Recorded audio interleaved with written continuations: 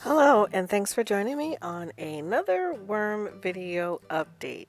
So, 2 weeks ago, I said I was going to be doing the harvest on the worms on this bin, my first regular tote, and the material in here is so ready to go through the horizontal migration. And this week, I am prepared. I've got my cardboard ready, and I'm going to just move all of the material over to one side of the bin. The only downside about the horizontal migration is just how heavy the bins are for the weeks that I'm doing them, and it's a good thing that the worms tend to migrate really quickly. For the first year that I had worms, horizontal migration did not work well for me at all. So I'm happy that I'm able to do this now. So on the other side, I'm putting some of the cardboard and some newer cocoa core, wetting it down and putting food in. I put a couple layers of cardboard and cocoa core before putting the food in, just so that I'm not putting the food directly on the bottom of the bin. It's just a personal choice. You can put it on the bottom of the bin, but I tend to put it in the middle. And then I put food that the worms enjoy on the side that I want them to go to entice them to come out of the finished castings. Typically, when I do it this way, it only takes me about 2 to 3 weeks to do the harvest. So this one is ready to go, and I will be setting it up and monitoring it to see when I need to harvest. So other than what I've done for migration, this bin is ready to go. It will get fed up and push the material over so the worms don't have far to migrate, and it's ready to go for another week. Now, my second regular tote, I opted to wait a couple of weeks to harvest this one because there's still a lot of large material inside of this one that I want to break down.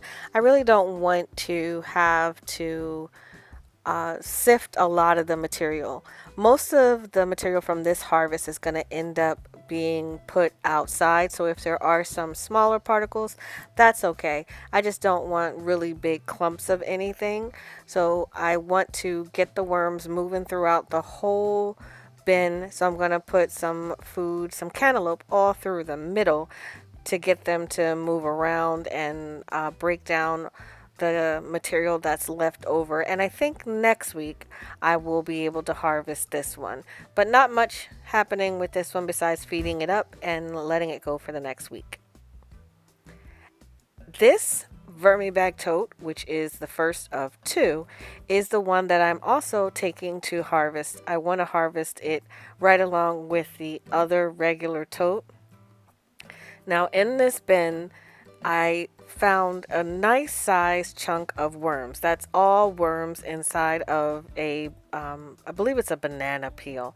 So they look really good. They're hanging out in there, finishing up, breaking down that material. And for this one, I'm going to do the same thing. I want to get them moving all throughout the container. So I'm going to feed it straight down the middle and then set it up for another week where hopefully it'll be harvested in a week or two, or at least begin the harvest in a week or two. And I'm going to do the horizontal migration with these. I'm not going to do the bait trays.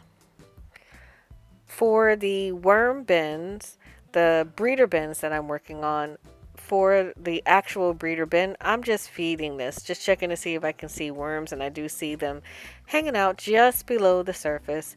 So again, not doing much to this bin beyond making sure it stays hydrated during this process.